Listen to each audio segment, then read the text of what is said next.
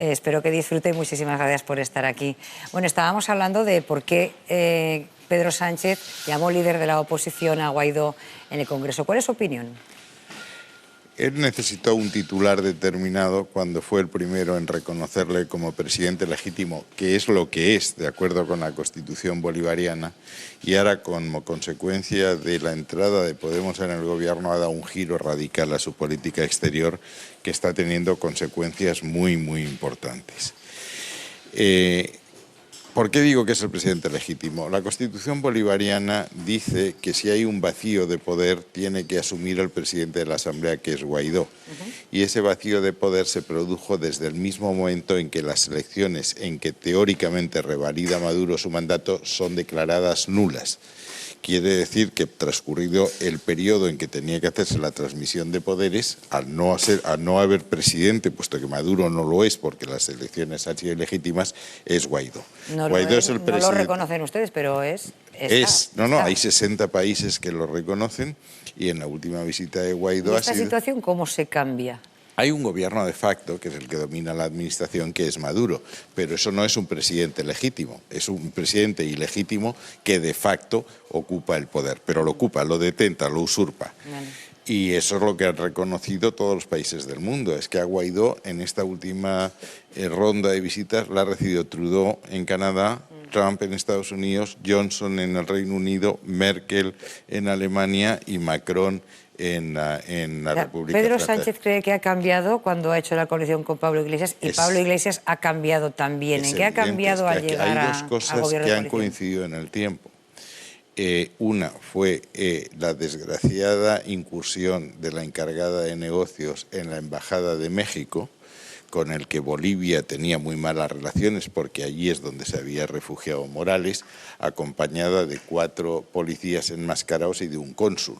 Nadie ha explicado todavía qué es lo que pasó allí, pero eso creó un problema diplomático de primer orden. El segundo es Venezuela. Bolivia y Venezuela están en el bloque bolivariano y es obvio que Podemos, y en todas las votaciones del Parlamento Europeo se constata, Podemos allí vota siempre en favor del bloque bolivariano.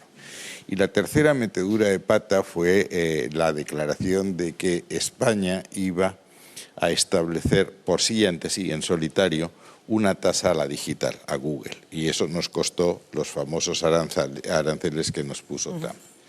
Y ahora yo creo honradamente que yo no recuerdo que haya habido tal cantidad de líos en política internacional desde hacía mucho tiempo, y eso obedece a contradicciones internas del partido.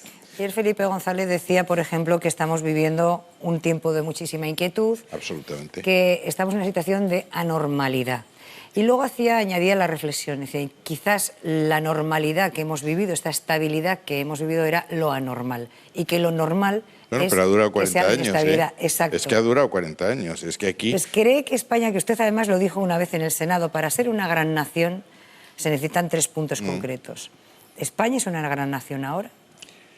Sigue siendo una gran nación, es decir, porque tenemos en una etapa de incertidumbre. Es que lo que estamos viviendo, yo lo intento contar en el libro, es un auténtico cambio de régimen, en todos los sentidos, y eso se traduce en la arena internacional. ¿Por qué digo que estamos viendo un cambio de régimen?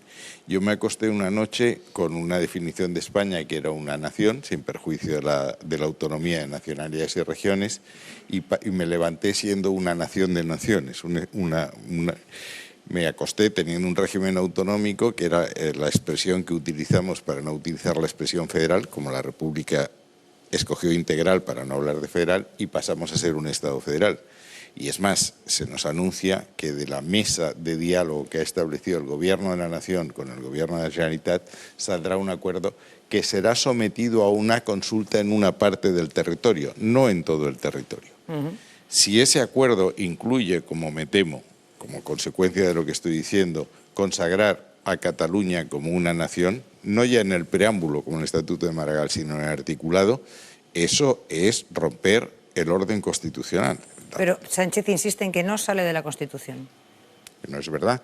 Es decir, el Tribunal Constitucional, cuando juzga el recurso que el Partido Popular entabló contra el Estatuto de Maragall, nosotros impugnamos que en el preámbulo, que no tiene fuerza normativa, Sí, se pero hablaba que- de nación. sí. Y el Tribunal Constitucional dijo, en sentido constitucional no hay más que una sola nación, que es la nación española. Correcto. Si ahora lo consagran en el acuerdo que sea, en un nuevo estatuto, etcétera, el Tribunal Constitucional tendría que cambiar su interpretación para aceptar que eso es inconstitucional.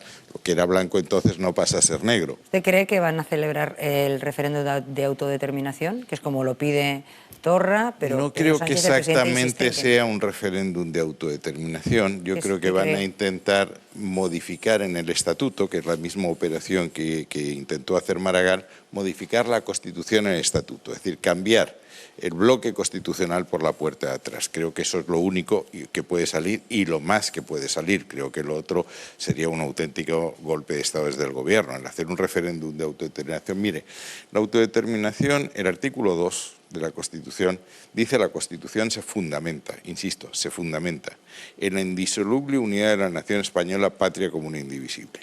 Y en la discusión, en la discusión sobre el texto constitucional hubo una enmienda que planteó Francisco Letamendia, de Euskadi Esquerra, planteando la autodeterminación y fue derrotada. No cabe la autodeterminación mientras no se cambie la Constitución.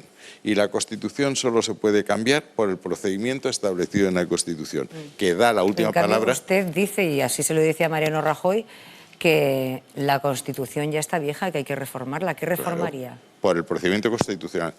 ¿Qué es lo que reforzaría? 3 principios. 1, que la soberanía pertenece a todo el pueblo español y no una parte. 2, que España es una nación de ciudadanos libres e iguales en derechos y obligaciones. Por tanto, no al federalismo asimétrico, no a privilegios a una comunidad autónoma que no se conceden a otra, y el principio de solidaridad. ¿Qué es lo que cambiaría? Lo que propuse cambiar, articulado. Es decir, consagrar nuevas libertades, biomedicina, protección de datos, sociales, políticas, buena gobernanza, el Senado como Cámara de Representación Territorial y foro de encuentro de las comunidades autónomas, la delimitación de competencias, la consagración de la corresponsabilidad fiscal, un título sobre la Unión Europea en que se establezcan claramente cuál es el papel de las comunidades autónomas en la adopción de decisiones europeas y en la ejecución de decisiones, etcétera. Lo tengo absolutamente. ¿Por qué Mariano Rajoy no siguió su consejo? Porque creyó que no era el momento, porque es verdad que no hubiésemos llegado a un consenso constitucional como el que llegamos en el 78, pero jamás vamos a llegar a eso. Cada vez la política española estará más fragmentada. La última oportunidad se perdió ahora. Yo por eso era partidario de una coalición Partido Socialista Obrero Español, PP y Ciudadanos, 221 escaños, para abordar esas reformas y a partir de esa reforma de la Constitución abordar todas las grandes reformas que tenemos pendientes, la justicia, la educación, las pensiones, la financiación autonómica y a partir de esa mayoría también un cambio en el marco económico. Estamos en un proceso de desaceleración acusada y vamos a un escenario nuevo. Vamos a una economía digital, a una economía verde que exige una transición muy importante y eso exige grandes acuerdos de las fuerzas políticas. Con respecto a Cataluña, ¿usted aplicaría el 155 ahora o qué haría? No, yo lo pedí el 9 de noviembre del 2014. Del 14, sí. Y pedí 3 cosas. ¿Y ahora no? Ahora es que todavía, para que aplicar el 155 tienes que demostrar que pasan una de estas 2 cosas. O que la Generalitat está incumpliendo las obligaciones que tiene asumidas o que está atentando gravemente contra el interés general, que es un concepto más indeterminado. Por ahora no están incumpliendo nada de eso. Si lo incumplen, por supuesto que hay que aplicarlo, pero en este momento, ¿por qué? Entonces, ¿se sentaría usted en la mesa de diálogo? Depende para qué. Es decir, en el diálogo, del diálogo se puede hablar de las cosas que se puede hablar. ¿Qué es lo que intento yo decir en el libro que hizo posible la transición? Pero antes de ir a la mesa, ¿se sentaría al libro? ¿Se sentaría en la mesa de diálogo? Sí, pero no hablar de cualquier cosa, porque hay cosas que nadie... ¿De qué hablaría y de qué no hablaría en la mesa? Yo hablaría de las cosas que creo que se pueden arreglar y que son las que propuse en ese momento. El desarrollo de la disposición adicional tercera del Estatuto. ¿Qué quiere decir? Que esa disposición adicional que el Tribunal Constitucional no anuló dice que en 7 años las inversiones en infraestructura en Cataluña deben ser iguales a la proporción que el PIB catalán representa respecto al PIB español, el 19% de inversiones de infraestructura, que eran rodalías y corredor mediterráneo. Pero en la mesa no van a hablar de Una ley de lenguas para hablar y de financiación autonómica. Es que de autodeterminación no pueden hablar porque eso no puede ningún gobierno, sin cambiar la Constitución, concederlo. No está en sus manos. País Vasco. ¿Sí? ¿Qué ocurre con el País Vasco? Porque están además pidiendo prácticamente las mismas cosas. Nunca el País Vasco va a pedir las mismas cosas. Y fíjese que Urkullu ha decidido adelantar las elecciones. En el País Vasco hubo un cambio que Cataluña no ha sabido dar. Lo que de verdad pasó en el País Vasco es que la burguesía vasca decidió que se había acabado la vía independentista de Ibarretxe. Dijeron, tú te vas al Congreso de los Diputados, en donde vas a ser derrotados, y fue sustituido por Josu Jon Imaz como presidente de Euskadi Buru Batzar y Urkullu. Y estos no hablan para nada de independencia en el País Vasco. Como va a haber un tiempo que Esquerra Republicana no lo haga. Lo que quiere Oriol Junqueras, la vía pragmática, sabe usted que es hoy paciencia, mañana independencia. Van a quedarse con las instituciones, con la Generalitat, con el apoyo del Partido Socialista, que va a ser la muleta de Esquerra, y van desde ahí a intentar aumentar su base social hasta que lleguen unas elecciones y que tengan una mayoría que les permita entonces sí exigir la independencia. Vale. En cuestión, por ejemplo, hay una cosa que yo quiero repasar que me he marcado de la lectura de su libro que realmente me deja... Es usted una heroína haberse leído el libro. Sí, no me he dormido. ¿No? Bueno. Permítame que lea, a los espectadores voy a leer, son 6 líneas y van a entender claramente a lo que me refiero. Están en ese momento, en esa época, están con Martín Villa tratando de gestionar la autonomía para el País Vasco, para Cataluña y Galicia, y que el resto de comunidades tendrían que esperar 5 años más. Pero, de repente dice aquí, pero aquella idea empezó a hacer agua cuando las asambleas de parlamentarios se decantaron por el café para todos. Eso es. Y saltó por los aires cuando el Partido Socialista encontró la fértil bandera verde y blanca de los Omeyas convertida en seña andaluza, a la que también se rindió Manuel Clavero Arévalo, ministro adjunto para las regiones. Los canarios y los valencianos no quisieron ser menos y hubo que aprobar a toda prisa leyes orgánicas de transferencias para sus respectivas comunidades. Cuando se intentó encauzar el proceso mediante el informe García de Rentería y la OPA, ya no tenía remedio. Eso es. Y usted habla de que es uno de los errores más graves que se ha cometido. Y aquí además lo subraya y lo dice. Dice, el debate sobre estatutos de nacionalidades históricas nos abrió varias vías de agua debajo de la línea de flotación, pero lo que realmente nos hizo daño fue el debate sobre el Estatuto de Andalucía. Claro. Vamos a celebrar ahora, otra vez, ¿Sí? el referéndum. Es que la historia es la que es. Es decir, lo que estaba previsto era que las 3 nacionalidades históricas, entendiendo por nacionalidades históricas las que habían plebiscitado un estatuto en la República... Sí, eso está explicado. Está explicado. Pero es que habla de error, de que no levantaremos nunca cabeza. Porque es que cuando se rompe... No, todo el problema, el gran problema que tiene España es de organización territorial. El gran problema que tiene España ahora es el encaje de Cataluña en la organización Pero territorial. además dice, aquí está gobernando el socialismo toda la vida y no los vamos a sacar nunca de aquí. De entrada ya está gobernando el PP con Ciudadanos. Sí, bueno, es que han pasado muchas cosas, claro, 40 años son muchos años. Pero ¿sabe usted cuál es, en mi opinión, el diseño que quiere hacer Sánchez, que yo intento decir que es el que tenía Zapatero? Es cuando Trotsky dice los jugadores se reparten la banca. Esquerra Republicana gobierna en Barcelona, el PNV gobierna en Vitoria e intentarán que el BNG gobierne en Santiago.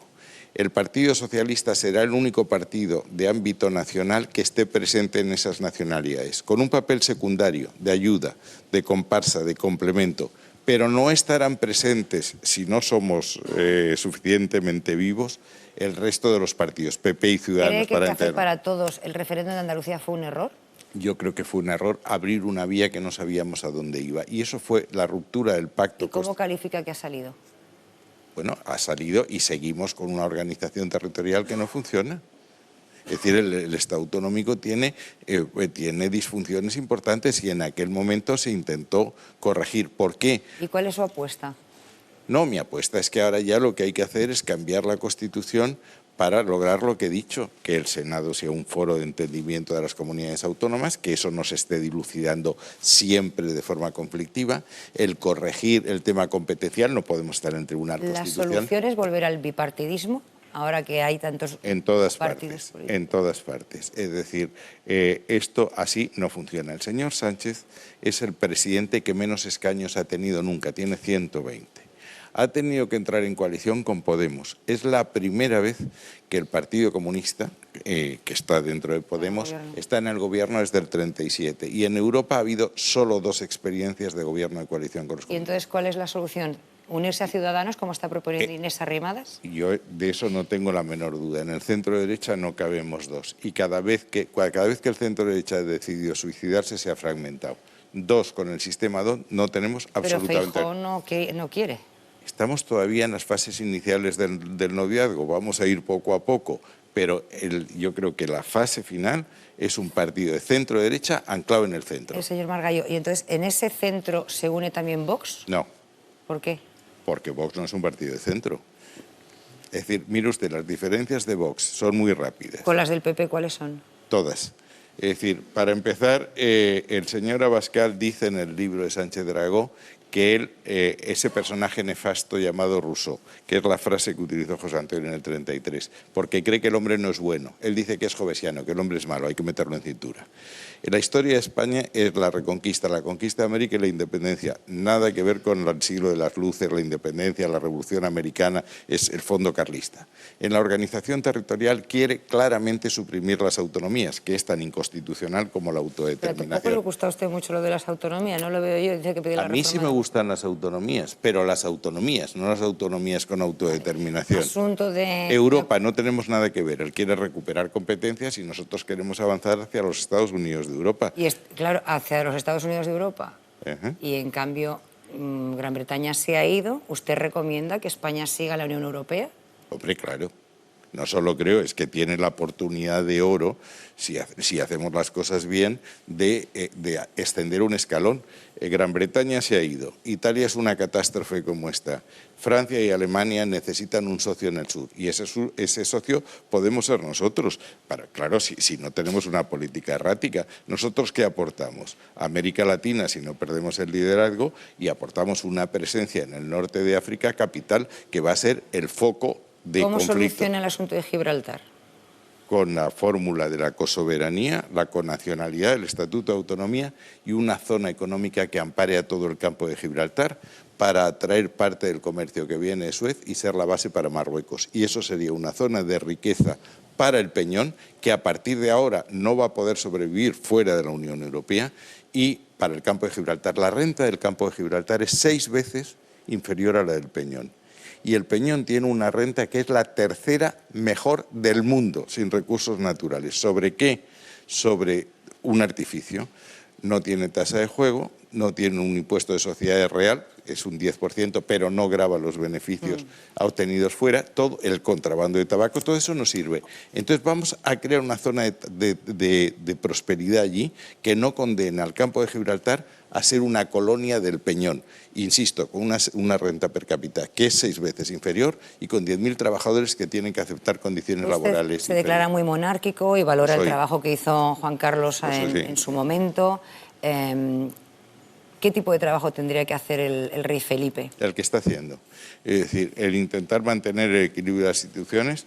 Yo aplaudí el discurso que don Felipe hizo con ocasión de Cataluña, porque si el rey de España no defiende la unidad de España, la monarquía no sirve, y es un activo en política exterior que mi sucesora comprenderá muy bien. Quien va a arreglar el tema con Estados Unidos, que tenemos muy deteriorado, es el rey con Trump. En la próxima visita del 21. ¿Cree que hay buenas relaciones entre el gobierno actual y el rey? Estoy seguro que sí. El rey siempre tiene... ¿Y por qué se dice que no va a muchos actos o que coincide unas cosas y lo tienen en el extranjero? El rey ha gobernado y con gobiernos de distinto signo, con presidentes de distinto carácter, y se ha mantenido siempre con una neutralidad impecable. Y no dirá nunca nada que el gobierno no haya aprobado.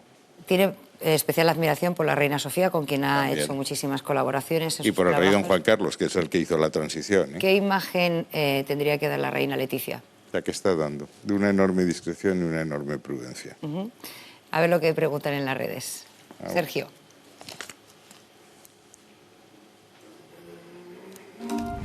Los españoles, ¿cree usted que somos conscientes de la importancia de estar en la Comunidad Europea? España sigue siendo el país más europeísta de la Unión y las cifras lo avalan. Desde que entramos en el 86 a hace 2 años, la riqueza de España se multiplicó por 9, la renta per cápita por 6. Pasamos de ser un país cerrado a tener un 34% de nuestro Producto Interior Bruto en exportación. Somos el segundo país más abierto de Europa después de Alemania. Y no hay más que ver una televisión del año 85-84, antes de entrar en la Unión Europea, y verla ahora y ver lo que España ha cambiado y ha mejorado. Otra pregunta de redes. Señor Margallo, ¿cómo ve usted al PP dentro de 5 años? Pues lo veo, lo quiero ver, ocupando el centro político en un partido refundado con Ciudadanos y defendiendo los principios que constituyen nuestra esencia, ser un partido liberal y un partido reformista, que son lo que dicen nuestros estatutos, y siendo la casa común también de muchos socialdemócratas que no van a seguir la deriva claramente metaconstitucional del presidente ¿Cómo lo Sánchez. está haciendo Pablo Casado? Como puede, porque está en una tormenta perfecta en que por primera vez podemos perder votos por la derecha y podemos perder votos por la izquierda. Es el presidente del PP. ¿Trabajo? Me tranquiliza que nos está poniendo nervioso. No, que no es decir, cuando tú estás navegando, y yo soy muy navegante, lo primero que miras es al timón. Y si el que lleva el timón está nervioso, la tripulación entra en pánico, y no es el caso. ¿Alguna crítica que le tengan que hacer sobre el liderazgo? ¿Ha cambiado la campaña? ¿Estaba agresivo? No, Ahora cuando a mismo, mí me pareció dirigido por Aznar diciéndole no. aléjate de Vox o... Cuando a mí me pareció que estaba desbarrando, lo dije. Yo creo que en las generales hicimos gestos que podían ser percibidos por la ciudadanía como aproximación a Vox. Eso cambió en las autonómicas y en las locales y mejoremos el resultado. Nosotros tenemos que tener un programa que nos permita reconocernos a nosotros mismos y ser reconocidos. Y en ningún caso... ¿Se reconocen con el PP de ahora? Yo creo que sí, en mimetizarnos, porque entre la copia y el original la gente buscará siempre el original y no la copia. Vamos a las preguntas que hayan llegado. Sergio. Pues sí, señor García Margallo, más que pregunta, lo que nos cuenta mucha gente y nos envían, sobre todo por privado, nos hacen llegar un comentario. Y es que todas las personas, que yo pertenezco a ese colectivo, que de vez en cuando no somos capaces de controlar el sueño, aseguran que usted supo salir de ese aprieto como nadie y que si Camilo José Cela en su día nos regaló aquella frase de no es lo mismo estar dormido que estar durmiendo, el que dijera usted cuando echó la cabezadita, tengo la conciencia muy tranquila, nos sirve para muchos dilemas, señor Margallo. Dicen que se escapó muy bien. Bueno, me escapé explicando que fue una cabezada de 20 segundos que conmovió las redes sociales. Nunca había tenido tantas entradas. 1,5 millones. Expliqué que lo sentía, que ese día había empezado levantándome a las 7 de la mañana para estar espejo público, lo cual me costó una reprimenda de Ana Rosa. Luego tuve un comité ejecutivo. Espejo público no creo que... Bueno, Ana Rosa sí por ir al espejo y no ir con Ana Rosa. Pues eso dijo, eso te pasa por ir donde no debes. Es verdad. Luego tuve una reunión empresarial, vuelo a Estrasburgo, tuve un debate en 24 horas difícil porque era el día que la ministra Delgado se había transmutado en fiscal general del Estado y dormí 2 horas porque al día siguiente tuve el primer debate con los eurodiputados catalanes, entre los cuales estaba Comín. Era la primera vez que yo tenía que debatir con Comín. O sea, que estaba cansado. Y estaba muy cansado y di esa cabezada. ¿Echa una cabezadica habitualmente? ¿No pasa nada? No, nunca. No, es la primera vez que me pasa, ¿no? Y no me volverá a pasar, aunque tenga que clavarme las uñas. Bueno, y aunque pasara la historia por 20 segundos después de haber estado 40 años en política es muy complicado. Es bueno, simpático, y aunque diera usted la cabezada, no pasaría absolutamente nada, que es absolutamente natural, y eso se agradece. No se debe. Llevamos yo no se lo aconsejaría, forastero. Pero no es la única persona que le ha ocurrido, ¿no? Ha habido otras personas también que se han dormido en actos públicos en el Congreso. Pero vamos, llegaron a decir que lo había hecho adrede porque sabía que las cámaras estaban ayer para hacer publicidad de mi libro. Digo, hombre, es un poco excesivo. Lo que es verdad es que tuvo 1,5 millones de entradas en mi tweet. Bueno, vamos a ver. Pregunta José Manuel Arguijo, que es graduado en Derecho y oposita para juez. Buenas noches, señor Margallo. Hola. Estamos asistiendo a continua injerencia de los partidos políticos en el Poder Judicial. ¿Por qué no se deja que los propios jueces elijan su órgano de gobierno de forma libre, sin intervención de la propuesta de los vocales por parte del Congreso y Senado? ¿Existe miedo en la clase política o tienen intereses en este sistema? No, el Partido Popular lo ha propuesto y el Gobierno no ha querido. Qué alegría. ¿Ya está? Ya está, es que Jolín, si pues nosotros tenía lo que hemos haber- propuesto, puede decir que tiene tanta razón que coincide con No, no, que nosotros, estoy encantada- nosotros con él. Estoy encantada con la brevedad, vamos. Lola Reyes, estudiante de Derecho y ADE. Buenas noches, señor Margallo. Hola. Estamos acostumbrados a que los políticos nunca incumplan las políticas de voto, de la disciplina de voto de los partidos. También es cierto que muchas veces tienen que cesar de su cargo para poder dar su opinión real. ¿Usted cree que esto pasa con mucha asiduidad? Yo la he dado toda mi vida, si es eso a lo que usted se refiere. A mí me gustaría que hubiese más libertad de criterio dentro de los partidos políticos. Pero los partidos políticos llevan mucho tiempo en que se han convertido en buena parte en una oficina de empleo. Y cuando tu empleo depende de la proximidad al líder, pues procuras no distanciarse y trabajar en la dirección del líder. Yo creo que eso es perverso para la democracia. Y yo siempre he sido, pero siempre he sido un menchevique, siempre he estado en minoría, siempre en todos los sitios donde he estado. Muchísimas gracias. Bueno, ha sido un placer, José Manuel García Margallo. Memorias heterodoxas, vamos a ver, de un político de extremo centro. Me encanta cuando se llaman cabrón entre ustedes. Sí. Y lo llevan con esa elegancia. Oriol Junqueras así le contestó a usted. Sí, bueno, porque es que, ¿sabe usted lo que pasó? Él llega al Parlamento Europeo y en el Parlamento tenemos un turno de preguntas y él estaba delante mío. Y entonces se levantó y hizo un discurso en inglés para no hablar en castellano. Y a mí me molestó, y a los intérpretes les molestó. Y entonces me levanté y dije, mi compatriota el español Oriol Junqueras, que ha hecho un discurso en un idioma que me ha parecido creer que era inglés, aunque no lo juraría, y entonces él tuvo esa expresión. Y luego dije, vamos a comer y te explico. Esa es la admiración.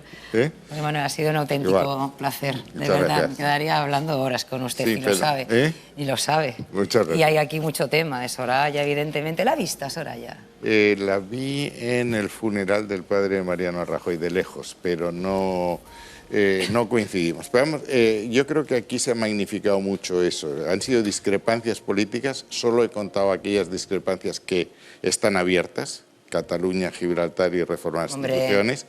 Y, hombre, nunca le he pedido matrimonio, pero vamos, llevarnos mal tampoco.